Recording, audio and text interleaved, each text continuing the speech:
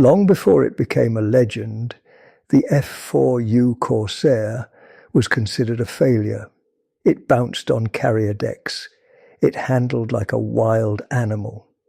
Pilots joked that it wanted to kill the man flying it just as badly as it wanted to kill the enemy.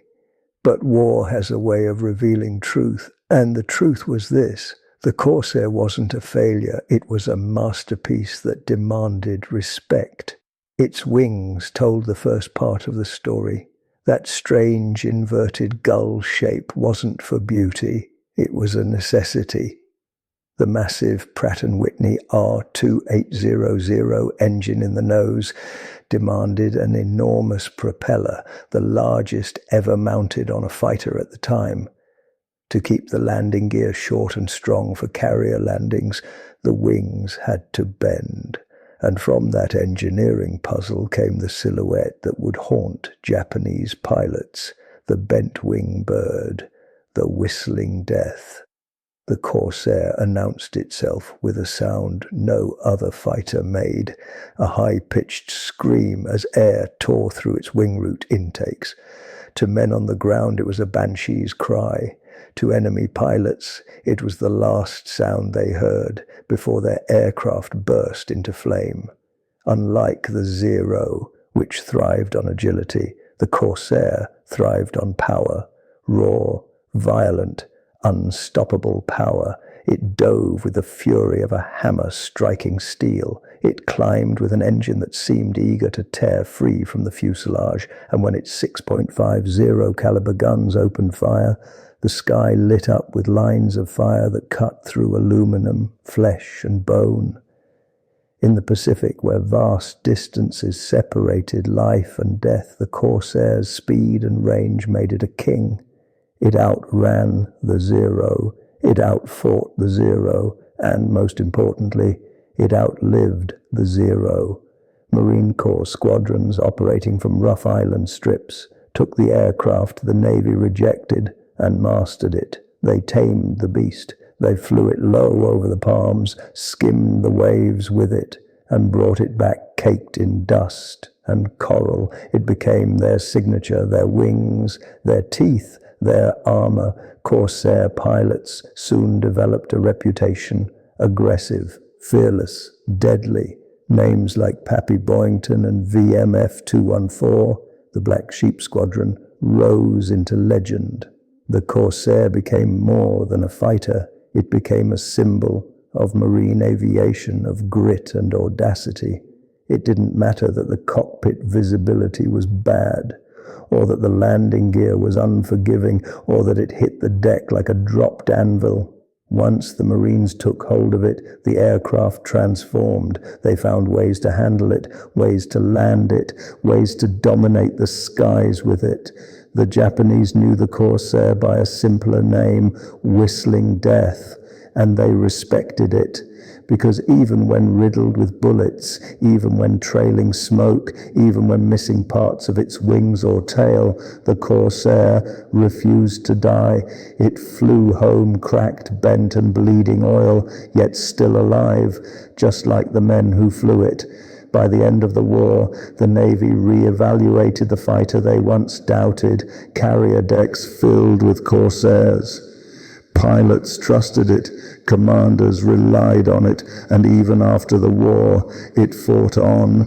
Korea, ground attack missions, night operations, proving that its legend was not confined to a single ocean or a single conflict. The bent-wing bird had become the bent-wing reaper, a machine that carved itself into history, not through elegance, but through dominance. A fighter born from engineering challenges and wartime necessity, polished into a masterpiece by the men who pushed it to its limits. The F4U Corsair wasn't just another aircraft. It was a force, a scream in the sky, a shadow that meant death, a symbol of American industrial audacity and Marine Corps ferocity, a legend with bent wings and an unbreakable legacy. Before it earned respect, before pilots trusted it, before enemy fighters learned to fear it, the P-47 Thunderbolt was mocked. It was too big, they said. Too heavy, too slow to climb, too bulky to dogfight like a Spitfire or twist like a Zero.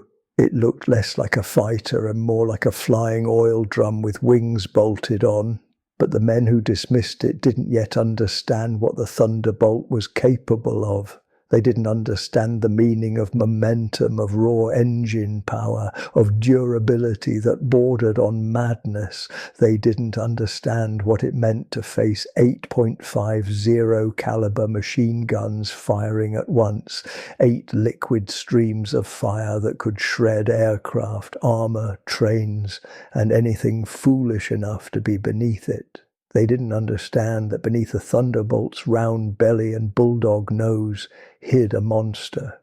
The heart of the beast was the Pratt & Whitney R2800 Double Wasp, a 2,000 horsepower engine that shook the ground when it roared to life. With a massive turbo supercharger tucked deep in its fuselage, the Thunderbolt climbed to the stratosphere with ease, breathing thin air like a creature born in the heavens. Up high, where German fighters once felt invincible, the Jug appeared, silent at first, then screaming into a dive with the force of a falling meteor. At 500 miles per hour, the P-47 became a weapon that even the Luftwaffe struggled to counter. Its sheer weight turned into an advantage. No Allied fighter dove faster. German pilots learned quickly, if a Thunderbolt is above you, you won't outrun it, you won't outdive it, you won't survive it. The Jug wasn't elegant, it wasn't graceful, but it was devastatingly effective. Bombers loved it, infantry worshipped it, tank crews feared it. As the war dragged on, the Thunderbolt transformed into something even more terrifying, a ground attack titan. Loaded with bombs, rockets, and those 8 guns, it hunted German armor, convoys, trains, and anything that moved. Its thick skin absorbed bullets that would kill any other fighter. Pilots returned with holes the size of fists through wings and fuselage, still flying, still alive. Stories spread throughout Europe. Thunderbolts limping home with entire cylinders shot out. Thunderbolts belly landing with the turbo system destroyed. Thunderbolts surviving damage that should have sent them crashing in flames. The name Jug wasn't just a nickname, it was a warning. Yet the P-47 wasn't only a brute, it was also a guardian. Long before the Mustang arrived in large numbers, Thunderbolts escorted bombers deep into enemy territory, fighting swarms of FW-190s and BF-109s. If a Jug pilot saw a bomber under attack, he didn't hesitate. He dove, guns screaming, trusting the aircraft to hold together under forces that would tear others apart. It always did. By 1944, the once mocked Thunderbolt had become one of the most successful fighters of the war. It destroyed more enemy aircraft than almost any other American fighter. It pummeled the German war machine into dust. It protected the airmen who depended on it, and it earned its place among the legends of the sky. The P-47 Thunderbolt was proof that beauty doesn't win wars. Force does, power does, reliability does. A machine that keeps flying even when physics, luck, and the enemy all insist otherwise. That's the machine that decides the fate of men and nations. And so the Jug roared into history, a beast of steel and fire, a thunderclap in the sky, a reminder that sometimes the most unlikely warrior becomes the most unstoppable. The juggernaut that refused to die, the Thunderbolt.